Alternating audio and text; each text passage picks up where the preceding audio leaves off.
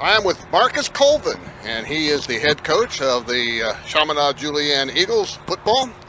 And Coach, just a few questions for you. Excellent. Tough matchup against Moeller last week with very little time to prepare. How challenging is it to play a team such as that on such short notice? Well, playing them with lots of notice would be very difficult. But especially with short notice, I think we turned around and got ready for that game in about 15 hours or so like that. So it just speaks to the COVID pandemic just looming. Never ever would I thought we would schedule Moeller in the right sense of my mind, and we got to a point where we lost a game to Belmont, but they couldn't play the game, and we needed to find an opponent because you just can't take for granted that you're going to play. So Moeller was there, kind of a last resort option. We have a great relationship with them. We're both Marianist Catholic institutions. They're obviously a little bigger, but yeah, big time challenge. They're very talented. They got a lot of depth.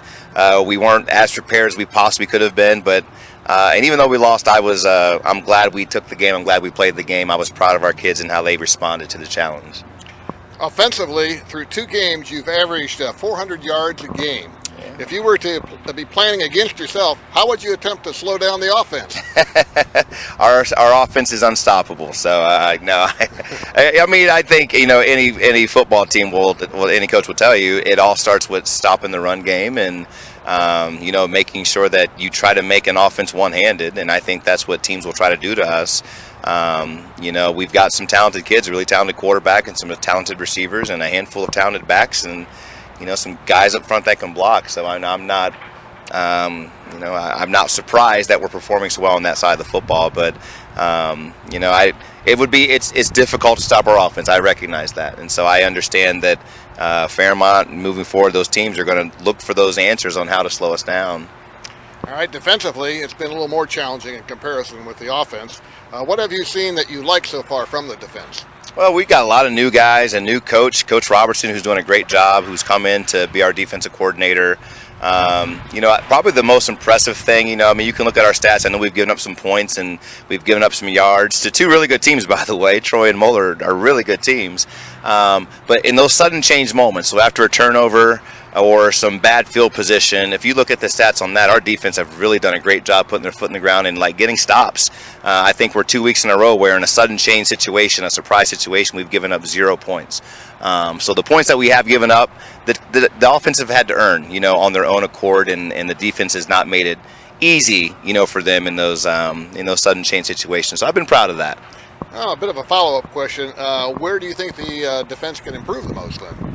Well, I mean, again, it starts up front. A lot of new guys playing up front, especially interiorly. So it's just finding the right answer. Those defensive tackles, we're playing a 4 down front. We really like our guys in the back end in terms of defensive back play. But as a whole, defensively, it's the game is interesting. It's difficult, and it's amazing what some of these coaches at the high school level are able to do. You talk about our offense. I mean, it's hard. That's hard to defend when you're spread around like that, and you got guys that have answers in the seam and on the edge, and you got guys that can run the ball. And so I just think it's a testament to the game of football evolving, especially offensively.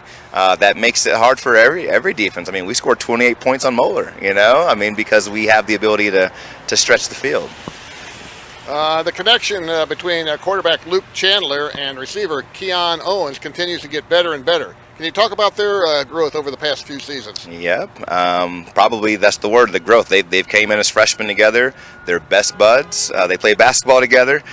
Luke picks Keon up for school, drops him off. I mean, there's something to be said about that relationship. They respect a lot of one another. They're both captains on our team. They understand their role as leaders, and they work really hard. So, and they trust each other. So, I mean, we are glad that Luke's our quarterback. We are glad that Keon is one of our receivers because it allows us to be a good football team, not because they're just talented, because they are.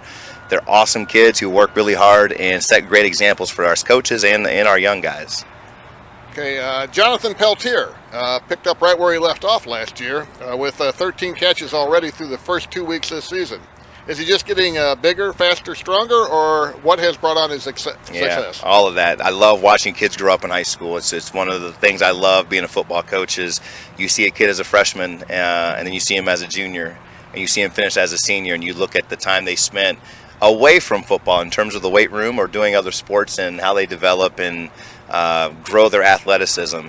You know, JP's also a heck of a baseball player, so just a great athlete. His quarterback is one of the best quarterbacks I've had in my time here, Ryan. So, but yeah, it just speaks to his work. He works hard at baseball. He works hard at football. He is so competitive, you know, and God is really gifting him with a beautiful body as he's growing in age. Okay, now let's go on to Fairmont. They've dominated time of possession through their first 2 games and have yet to punt. How do you plan to disrupt their offense? Yeah, those are all things that we've been talking about. Well, Coach Miller, got a lot of respect for him. You know, he and I got a chance to coach in a North-South game a few years back, and I got a chance to know him, and this is when he was at Covington. So I know his MO, physical, energetic, disciplined football. You know, their best offense and defense is holding the ball away from the other team. So we know that they're gonna try to move you. They get off the ball so well. Our hands are gonna be full. You know, we were just talking like how do you make these guys punt? You know, we've got to force them to punt. We've got to force some turnovers. We have to find a way to get additional possessions and not give them additional possessions. You watch the Trotwood game. I think they got 2 onside kicks, maybe a couple of turnovers, and you know, Trotwood I think had 20-something plays. I mean, you can't win. That's the perfect Fairmont recipe. You know what they did to Trotwood last week. So our hands are full. It's going to be a challenge, but you know, we've got to play with great pad level. We have to be very disciplined in terms of our playing assignment defensive football, and we have to run the ball and tackle. So I mean, if we can do those things, we feel like we'll have a chance to at least meet and slow them down to give our offense the ball a little more. Okay, Coach, last question for you. Defensively, they haven't allowed any scoring since the opening possession in the Alter game in Week 1. Mm-hmm. What does Fairmont do well defensively, and how do you plan to attack them? Yeah, again, much like offensively, very disciplined.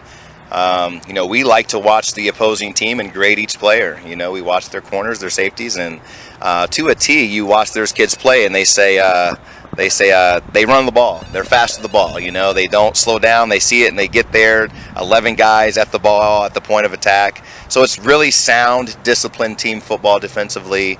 What they do defensively, it's not super complicated. So I think their kids understand it and they can play really fast. And they're very experienced. They got a lot of kids back from that team last year and a lot of seniors, you know, playing for them. So, you know, it's a good year for them and they should be having some success. Okay, Coach. Well, thank you for taking the time to speak with me today, and good luck on Friday. Thank you very much. Appreciate you being here. Thank you.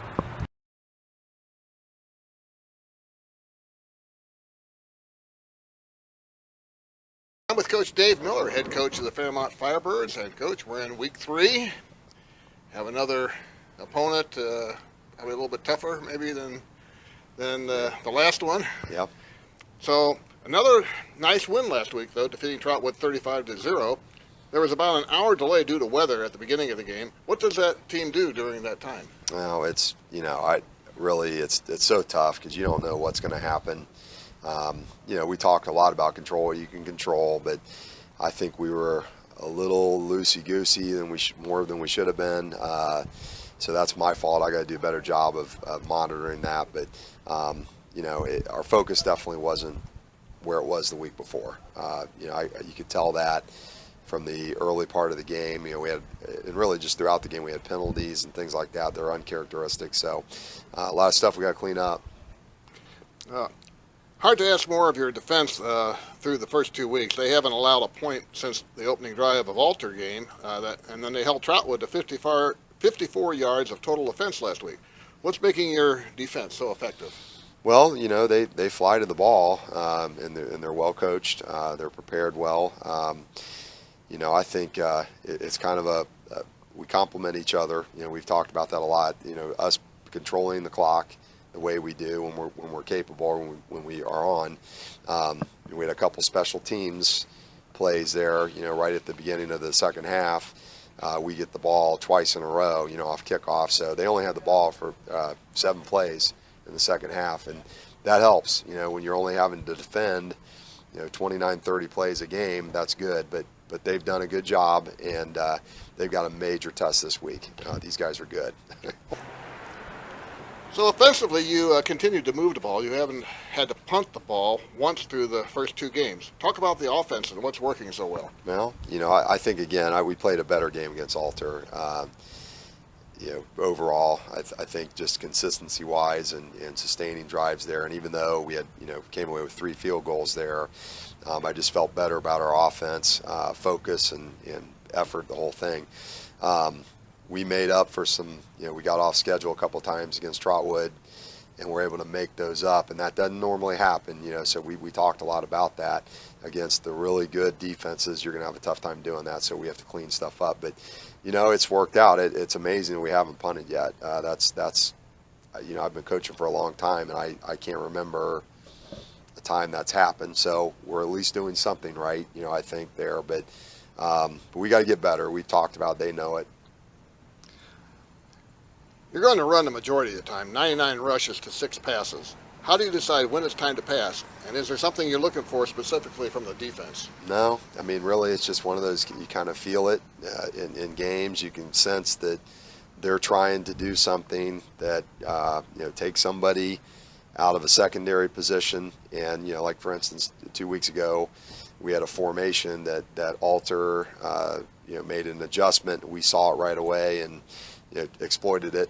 So that's kind of the nature of our passing game. It's kind of a scratch where it itches type thing. If they're doing something to overcompensate, with their secondary personnel, we have things we can hit them with. So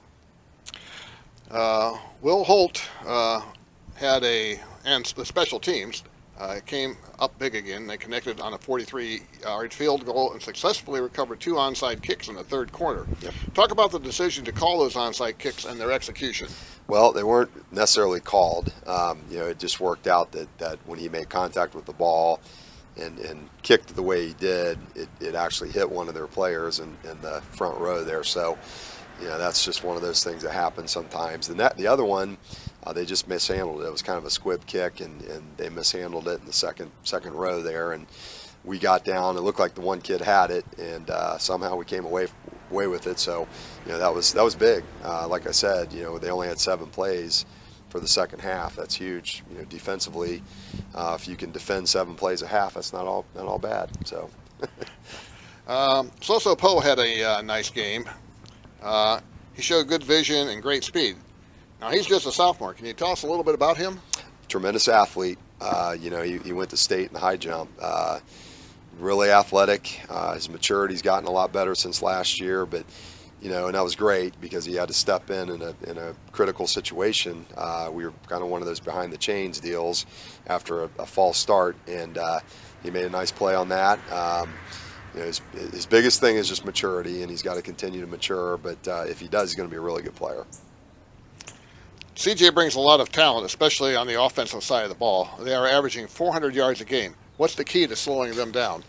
Well, same thing. We're built the way we are, for a reason. It's for offenses like that. So we have to maintain, ball control on offense, try to limit their possessions. That's huge. We talk about it every week. So that's the first key. You've got to, they're going to get their touches. Their quarterback's thrown for 70. His percentage is like 72%. That's kind of NFL type stuff, or major college stuff. He's a really good quarterback. They have a couple really nice receivers. The 2 wideouts, and then they've got a slot guy that I think is a younger kid, but he's pretty good. A couple running backs. So they're really explosive on offense. So we just have to, we always talk about don't give up big plays. We got to minimize those if possible. Try to slow them down a little bit. Make them earn everything. That's kind of the game plan. Okay, and finally, defensive, they look to be fast, but they've given up over 30 points per game on average. How do you think the offenses match up? Well, I think when you look at who they played, number one, last week was crazy because, you're playing Cincinnati Moeller when you thought you were going to play somebody else, Belmont, so, all of a sudden you've got them on your schedule and you've got no scouting report on them whatsoever. So, that favors the offense. You can probably do a lot of things there because, defenses, I know our defensive coaches, they're on it all weekend long, scouting and everything. So, that explains a lot last week. And the week before was Troy, who's really good. They've got some talent over there, and so what I'm seeing on film is they're built very well. They're kind of built their speed. So against us, that gave us a little trouble last week. So I see the same kind of deal with their defense. All right, Coach. Well, thanks for taking the time to speak with me today, and good luck on Friday. Thanks, Norm. Appreciate it.